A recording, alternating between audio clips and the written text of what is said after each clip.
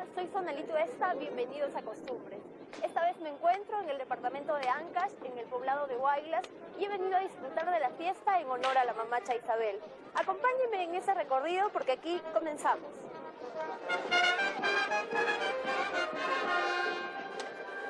Hola amigas y amigos de La Mula, soy Alberto Ñiquen y veíamos las primeras escenas del primer programa de Costumbres del 25 de julio del año 2000, cuando Sonali Tuesta empezó una nueva faceta en su vida. Y estamos con ella en La Mula. Bienvenida, Sonali. Hola Alberto, ¿cómo estás? Bueno, a toda la gente que nos está siguiendo, un saludo muy especial. ¡Qué bárbaro! ¿Cómo ha pasado el tiempo? ¡Qué bárbaro! Sí, un gran recuerdo en Huaylas, en Ancash, en la 20 fiesta años, de la Virgen de las Cosechas, ¿no? por Una fiesta muy supuesto. emblemática, muy interesante, de muchos detalles que de verdad nos permitió empezar ahí toda esta historia de costumbres. Sonali es una periodista con 20 años en Costumbres, pero también ha hecho documentales, ha publicado libros y precisamente uno de el más reciente libro es este, Costumbres, el verdadero espíritu de los peruanos. Sonali, ¿cuál es ese espíritu de los peruanos y por qué subrayas en que es el verdadero? ¿Sabes? Yo encontré que ese es el verdadero, que es la calidez, que es la alegría natural que tiene la gente y que en momentos especiales de su vida, que es una fiesta, que es una actividad, una faena comunal que se convierte también en festividad, realmente son momentos de muchísima energía, ¿no? Y la gente ahí es realmente feliz, ¿no? Ese acto que hace respecto a su entorno, a su tierra, de agradecimiento, lo hace con tanta pasión y tanta alegría y tanta creencia que realmente ese es su verdadero espíritu. Esa energía que reciben en aquellos momentos les permite, yo creo, continuar y hacer todo lo demás que viene en el año también con mucho entusiasmo, a pesar de las dificultades que puedan haber, ¿no? Creo que ese es el verdadero espíritu, ¿no? El espíritu que no está solamente en bailar por bailar, sino que hay toda una ritualidad metida no solamente en el cuerpo, sino en el corazón, que hace especial cada uno de sus actos, ¿no? Que va más allá, o un espíritu que no necesariamente está en la marca Perú, por ejemplo, o un espíritu que no está necesariamente en la cultura oficial, pero que sí está en el día a día de cada uno de ellos, ¿cierto? Exacto. Es una dinámica diferente, ¿no? Es, este, es una retribución continua, ¿no? La tierra te da, tú también le das, todos comen, la tierra come, ¿no? El pedir permiso a los cerros, el estar siempre atentos a su entorno, ¿no? Lo mismo sucede en la selva, ¿no? El reconocimiento de la vida en la roca, en el agua, en el mismo árbol, ¿no? Hay algo que yo siempre repito, que por ejemplo de los hermanos Cacataibo, de allá de Yamino, en Padre Abad, en Ucayali, ¿no? Ellos hablan del Nyushi, hablan de ese espíritu que está en los objetos animados y los otros objetos, los objetos inanimados también. Entonces, dice que cuando uno camina por el bosque, es el Nyushi de los árboles el que nos observa, ¿no? Entonces hay algo especial ahí, ¿no? Entonces, me parece eso algo muy importante, parte de la identidad, y creo que cuando uno comienza a reconocer eso, comienza a entender que hay una cosmovisión diferente en la gente y que definitivamente temas grandes que se hablan de desarrollo, de sostenibilidad, de conservación, tienen que estar basados en ese tipo de creencias, porque si no, nunca van a tener sentido, ¿no?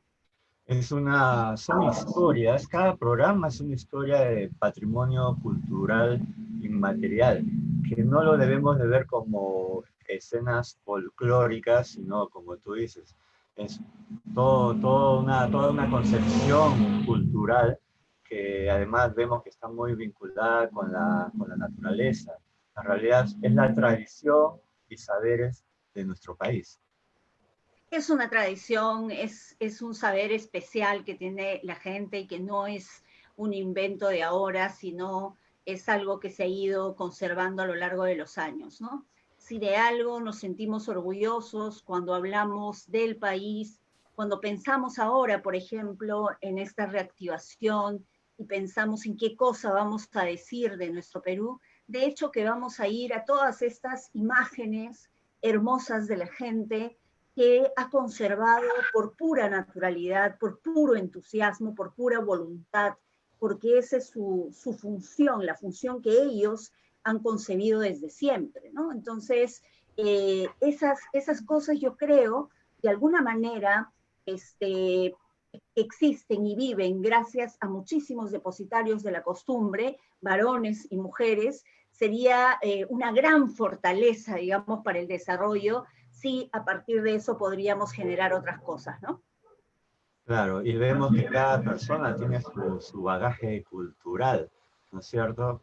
Y lo más importante es que tú vas a cada uno de estos sitios y además quienes vean los programas, se percatarán de cómo la gente se prepara para recibir a Sonalí. Es toda una fiesta para la comunidad, el anexo, el distrito. Es algo que se ha transmitido de pueblo en pueblo, ¿no? Sonalí, una embajadora dentro del país. Y ese bagaje cultural, tú lo valoras y es un aprendizaje que muy bien se manifiesta en este libro, que es un reflejo de estos 20 años y que tú lo has dividido en 3 capítulos, ¿no? Señas, saberes y andanzas. Y ahí hablas de Ancash, Puno, Cusco, Loreto, Ucayali, Amazonas, Huánuco, La Libertad y Cajamarca, ¿cierto? Exacto. ¿Cuántas de esas señas no las vemos quienes vivimos en la ciudad grande como Lima y en otras ciudades grandes, pero que sin embargo están ahí? Exacto, digamos, es complejo para una persona de la ciudad que siempre está preocupada por el tema de la rapidez, por el tema de resolver al toque las cosas, por el tema, por ejemplo, de que la comida se haga más rápido, en fin, una serie de cosas que nos condena muchas veces la ciudad pues no podría entender, por ejemplo, que hay un barro en Yanama que se llama Mío y que ese barro se usa para teñir la bayeta, ¿no? Y es un barro bien negro, pero que está en la profundidad, ¿no? Un Entonces, barro milagroso. para sacarlo es todo un tema, ¿no? Porque te puede enfermar. Entonces, para sacarlo tienen que hacer un caldo especial que es el principal, ¿no? O sea, precisamente preparar algo especial para eso, beberlo y luego ir a sacar ese barro, ¿no? Y de ahí es todo un proceso, porque el barro no entra solo, sino con una serie de plantas que van dándole el color de a pocos hasta que se convierte en totalmente negro, ¿no? Pero que Entonces, además te dicen que es un barro milagroso. exacto, es un barro milagroso, exactamente. Y además produce una serie de imágenes, de creencia que va más allá de lo que podríamos sentir que es real, ¿no?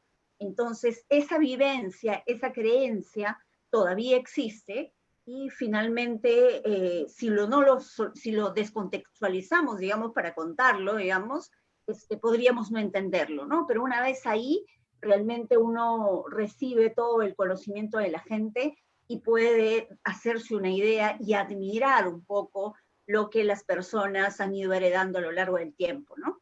O un paqui. Un paqui que sirve para envolver a un muerto y se vaya al otro mundo acompañado. ¿Qué es lo que te explicó aquel señor acerca del paqui?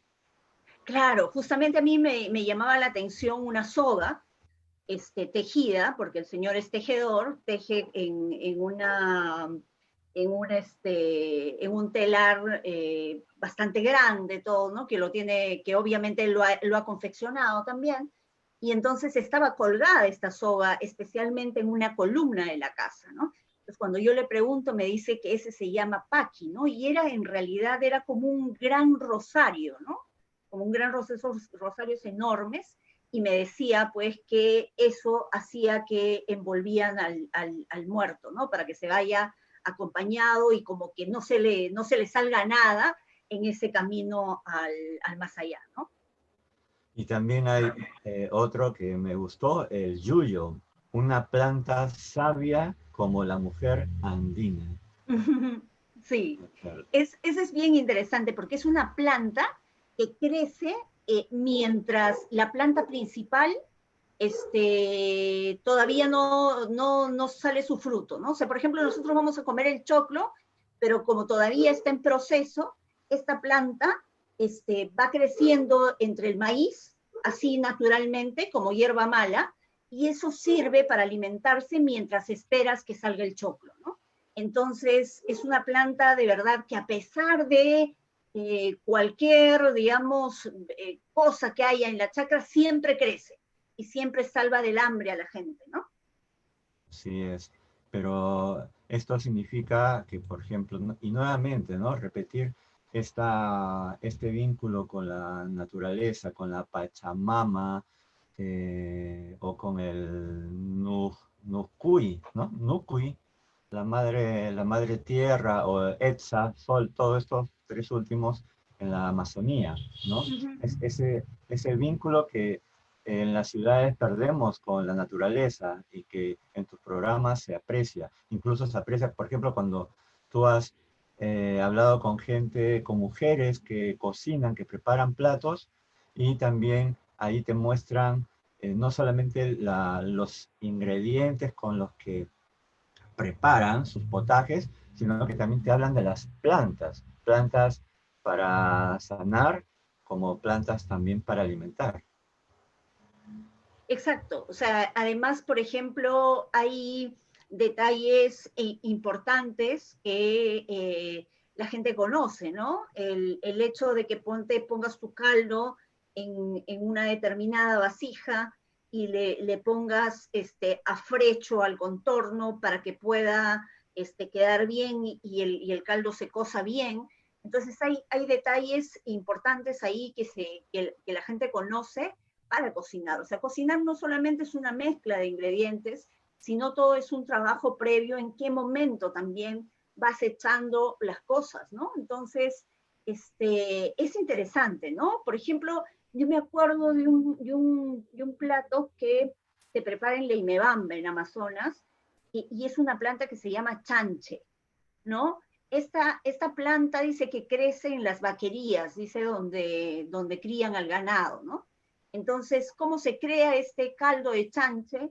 La necesidad de comer ahí en esa vaquería, ¿no? Entonces, cogen un poco la leche, cogen un poco de queso y le echan esta hierba, ¿no? Este chanche, y finalmente queda una cosa súper deliciosa, ¿no? Entonces, de ahí viene ese plato, ¿no? Y finalmente pasa ya a formar parte del menú de la población, ¿no? Entonces, así hay muchísimas cosas, muchos detalles que definitivamente, o sea, a mí es lo que más me interesa y me parece que le da esa alma, ese espíritu vivo, ¿no? A todas las cosas, ¿no? Claro, porque no es un programa de viaje, no es un programa de mostrar fiestas patronales porque sí, sino tú tratas de ir un poquito, profundizar en los símbolos sobre todo, ¿no? Pero, por ejemplo, me quedo con una historia, un programa que hiciste en Puno sobre la quinoa, y una de las personas te dice que la pena se cura con la quinoa negra. Eso es maravilloso. Por ejemplo, eso para mí es súper maravilloso, ¿no? Justamente me contaba Ángel Mujica, que es un investigador sobre la quinoa, él me decía que se fue a un velorio, pues, ¿no? Y habían hecho quispiños de quinoa negra. Entonces a él le llamó mucho la atención, ¿no? Porque quispiños generalmente se hace de la quinoa blanca, y cuando preguntó le dijeron que cura la pena, ¿no? Que te hace sentir mejor, y después se ha descubierto pues que la quinoa negra tiene litio, y finalmente ahora es recomendado para temas de estrés, para temas de depresión, ¿no? Entonces, la sabiduría campesina no dista mucho de la sabiduría científica, digamos, ¿no? Entonces, por ahí hay varias cosas que la gente conoce de toda la vida y que sería muy importante, digamos, lograr estas alianzas, estos vínculos para que la gente pueda desarrollar otros productos a partir de lo que conoce, ¿no? Y has mencionado a los quispiños, que son panes, moleras y moleros, que pueden durar hasta 90 días. No se Sí, malogran, ¿no es cierto? Y los llevan consigo en sus faenas, porque también les dan energía. exacto, claro, esa es la sabiduría, pues, Alberto, ese es el conocimiento. De hecho, que, por ejemplo, además, no solamente es una comida o un insumo más del fiambre, ¿no? Sino que por épocas termina siendo ritual, ¿no? En alguna época del año se hacen animalitos, ¿no? De esa masa se hacen tipo animalitos, se hacen chacritas, se hacen personas, ¿no? Un poco pidiendo la fertilidad a partir de esas imágenes que la gente realiza, ¿no? Entonces, hay todo un ritual donde los quispiños son protagonistas, ¿no? Y definitivamente este consumo está enlazado, digamos, con este saber que no se ha perdido, ¿no? Saberes que están vinculados además con la seguridad y soberanía alimentaria, como has Exactamente, comentado, ¿no es cierto? eso. Yo creo que falta priorizar ahí varias cosas, ¿no? Entonces, en el tema de la quinoa hemos tenido algunos temas, porque mucho de la quinoa pues se va fuera del país, se exporta, ¿no? Entonces, el hecho de hacer, digamos, una campaña que les da mejores réditos económicos a los campesinos, de la quinoa que cuesta un poco más, por ejemplo, ha hecho que muchos de ellos vendan su quinoa y finalmente dejen de consumirla, ¿no? Entonces, eso se está tratando de recuperar y todo eso como parte de su buena alimentación, pero creo que falta un poco más de énfasis en ese tema, ¿no? Claro, y así como hay que reforzar ese aspecto o esa realidad, deberíamos hacer lo propio con la papa. No podemos importar papa como lo estamos haciendo en este momento teniendo tanta papa acá en el país.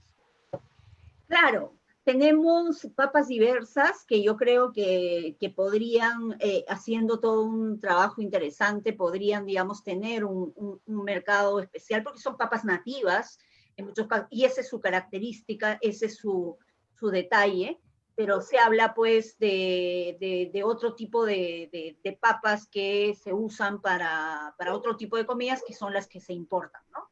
Entonces, incluso el trabajo de INIA, y es muy importante, y creo que es una institución que habría que darle más fuerza en este mejoramiento genético que hace, ¿no? Así es, así es. Y también, retomando lo de la naturaleza, vemos en los programas momentos en los cuales hacen ofrendas a la tierra, ¿no? Para que esas heladas y granizadas que hay en las zonas altoandinas no estropeen los cultivos. Sí, claro. Hay además en el tema de la quinoa, por ejemplo, se trabajó allá en la propia zona, en Puno, se trabajó incluso los campesinos con las oficinas de la INIA o de otra institución que había allá para hacer, por ejemplo, que se logre semillas de quinoa o que no, que sean, que resistan la helada, por ejemplo, ¿no? Tratar de acelerar un poco el crecimiento para que la época de helada no los afecte tanto, ¿no? Entonces hay un trabajo ahí, se unió el saber popular y el saber científico y lograron ahí alguna cosa, ¿no? Pero de hecho todas estas ofrendas que se realizan al comienzo de la cosecha, de la siembra, en fin, en todos los procesos que tienen, siempre tienen una razón de ser, un propósito, ¿no? Y muchas de ellas pues están acompañadas con el conocimiento para detener a estas heladas o cualquier otra amenaza que pueda malograr los cultivos, ¿no? Y en este último aspecto, como por ejemplo en el caso de las heladas, hay señas, ¿no? Ujú, Alguien te decía que un lagarto con la cola quebrada puede ujú, significar un año con heladas. O si el exacto, zorro corre y llora como si se hubiera atragantado de piedras, significa que va a haber un año de papas. Y así hay exacto. muchas señas más. Ajá. Entonces, eso es parte del conocimiento, ¿no? Incluso hay, pues, en el lago Titicaca, por ejemplo, si una avecita sube hasta tal punto de la totora, es que se supone que hasta ahí va a llegar el agua, ¿no? Cuando venga en su momento en su momento, digamos, de más crecimiento, por decirlo, ¿no? Entonces hay varias señas en la chacra que seguían los pobladores para poder cultivar, ¿no? Entonces, no solamente es el hecho de cultivar o de cuidar la chacra, es todo un trabajo y todo un conocimiento que en realidad la propia gente lo conoce y lo sabe, ¿no? Entonces, por eso es que, digamos, el valor de sus productos, al menos de estas zonas, son muy especiales, ¿no? El sabor definitivamente de cada producto es distinto, es mucho más rico, es mucho más especial, y creo que esa es una de las cosas que hay que aprender a conocer, ¿no? O sea, no es igual a otro lado, algo que es, por ejemplo, más masivo, ¿no? Es lo mismo que pasa en la artesanía, ¿no? Este trabajo único, artesanal, dedicado, que se hace uno por uno, tiene un valor mucho más grande que otro que se hace en serie, por ejemplo, ¿no? Entonces, ahí está, además, no solamente el material que se usa, que ya de por sí es un material propio de la zona, sino también todo el conocimiento que tiene la persona para hacerlo, todos los años dedicados a eso, toda la experiencia que tiene, hace que obviamente cada pieza sea mucho más especial, ¿no? Claro, cuando hablabas de los Hakataibo y este saber que también implica a los sanadores, ¿no? Como te Uh -huh. comenta, también leemos el caso o la historia de Francisca, una cucamiria, ¿no? Ajá. Una mujer fuerte que aglutina, que lidera. Claro, por ejemplo, Francisca es mi gran ejemplo, ¿no? Yo sueño con un país de mujeres que sepan que es posible hacer este tipo de cosas y liderar, ¿no? A partir de un saber, liderar una propuesta y hacer cambiar una vida, ¿no? Definitivamente ella venía de otra comunidad, se vino a la comunidad nativa Amazonas Río Marañón, y ahí se encontró con una realidad distinta. Por ejemplo, ella trabajaba con turismo, pero ahí no había turismo, entonces siguió haciendo sus artesanías en base a Tambira y luego comenzó a enseñar a las mujeres de ahí, ¿no? Comenzó a juntarlas, comenzó a enseñarles y se dieron cuenta no solo de la posibilidad del aprendizaje, no solo del talento que tenían, sino del gran valor que ellas mismas tienen, ¿no? El conversar, el poder estar lejos de la cotidianidad y tener otros temas, otras personas para hablar, creo que hace que la gente también se comience a valorar como tal y comience a transformar su cotidianidad, ¿no? Entonces, a partir de eso, ellas ahora están juntas en una asociación y creando más cosas, ¿no? Obviamente, ahí falta lograr encajar con un mercado mucho más sostenible y un mercado que realmente pague por las piezas tan valiosas que ellas hacen, ¿no? Claro, y eso puede ocurrir igual con las tejedoras de chinchero, por ejemplo, Exacto. ¿cierto? Es un tema en el cual se entreteje el saber cultural, en este caso las artesanías, con el mercado y el precio justo, ¿no es cierto? Has recorrido casi todo el país, casi todas las regiones, aún te deben faltar, obviamente, porque tú, Sí, claro. ¿cierto? Pero así como encuentras semejanzas entre los Andes, la costa, la Amazonía, también debes de encontrar algunas diferencias. Por ejemplo, se me ocurre que una diferencia puede ser la de Maribel, mujer aguajún, y que te habla del territorio, de la importancia de defender el territorio y en especial como mujer, ¿no es cierto? Algo que de repente no ocurre necesariamente con mujeres de otro lado donde te van a dar otras prioridades, pero en la Amazonía el territorio está presente y es una de las prioridades.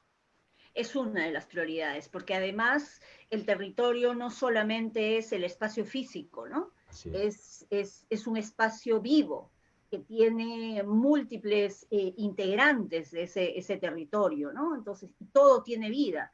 Entonces, irrumpir en ese territorio, atentar contra ese territorio, es atentar contra la propia identidad de la gente, contra la propia creencia, contra la propia vida, ¿no?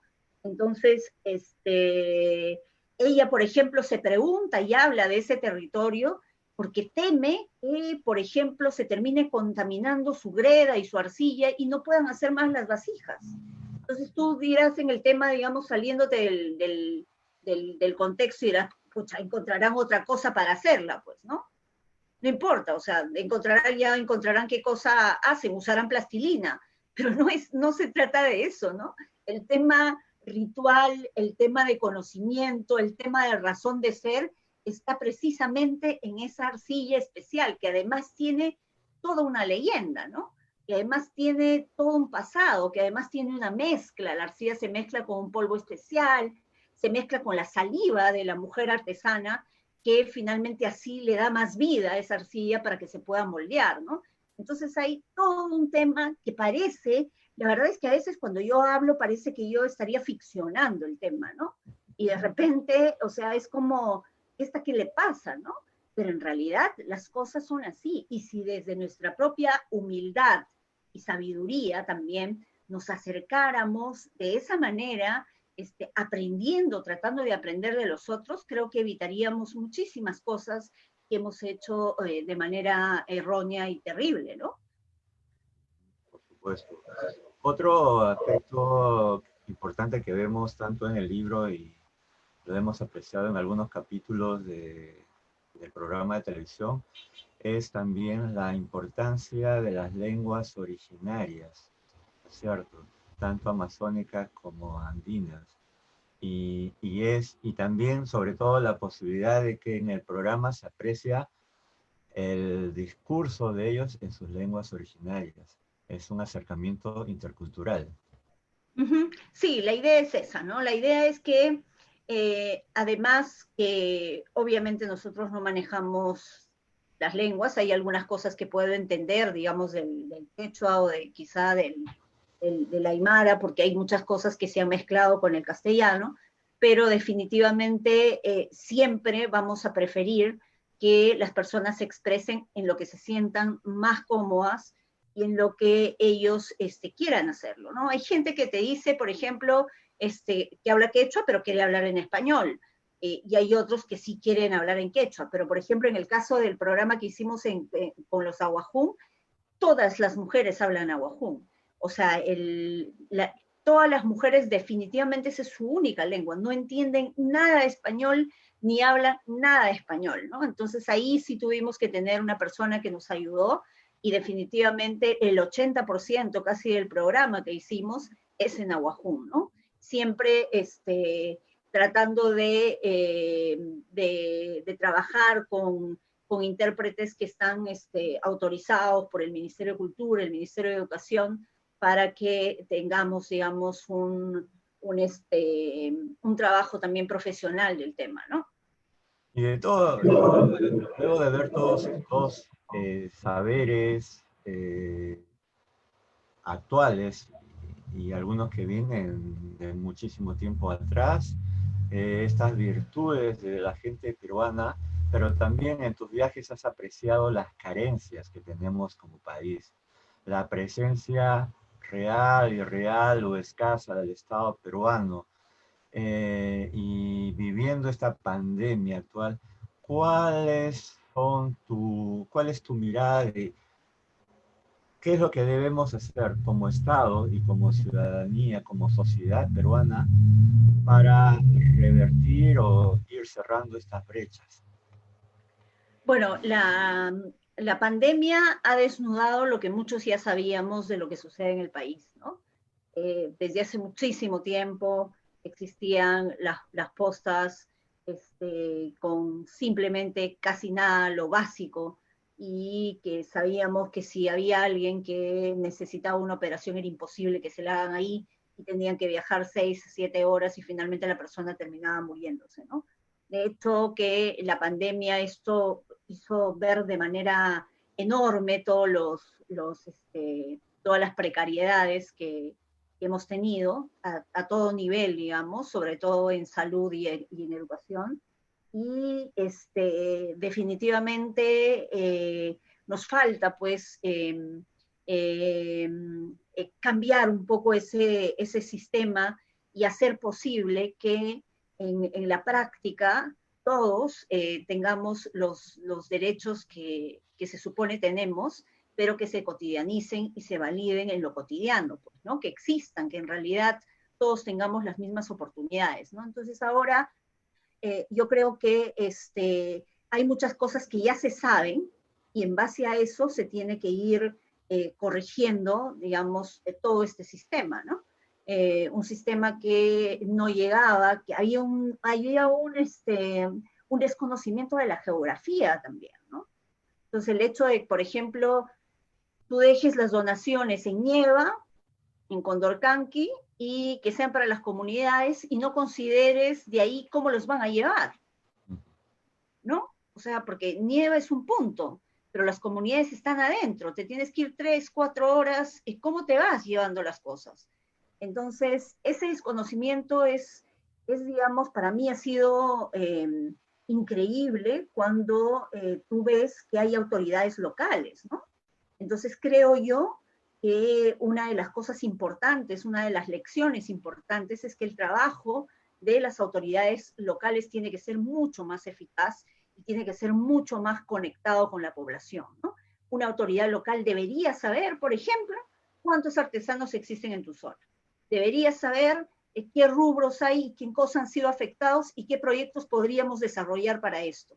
Eso en una buena conexión con la parte regional, que conozca también el espacio, que sepa cómo se maneja su región, puede ayudar, digamos, hasta que desde el Estado central se puedan desarrollar las cosas. Que todo tampoco puede depender de Lima, ¿no? O no podemos pensar que Lima es el Perú, ¿no? Entonces, hay cosas ahí que tenemos que ir corrigiendo, pero yo creo que tiene que haber una reingeniería a todo nivel, ¿no? A todo nivel. Yo creo que es ahí donde vamos a encontrar las maneras adecuadas para salir adelante. Y es importante, por ejemplo, en el caso de la Amazonía, sobre todo en la Amazonía, porque es una Amazonía que tiene varios grupos, asociaciones de gente que trabaja. Esto lo sabe hace mucho tiempo.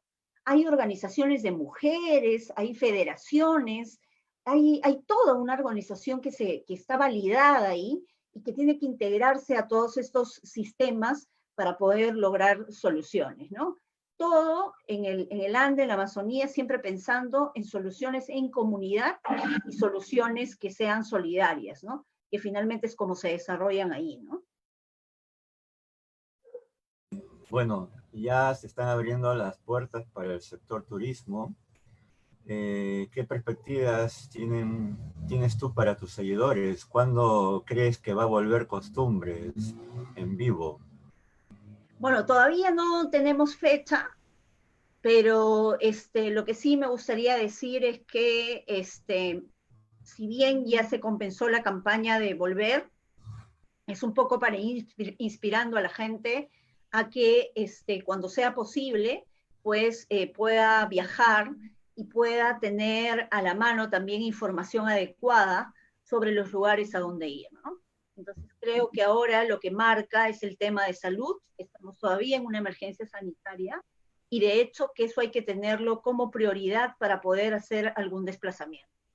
Lo que se recomienda siempre es lugares de proximidad y que podamos ir con la familia, pero obviamente siempre manteniendo el tema de la mascarilla, de la distancia física, en fin, de todo lo que nos recomiendan, ¿no?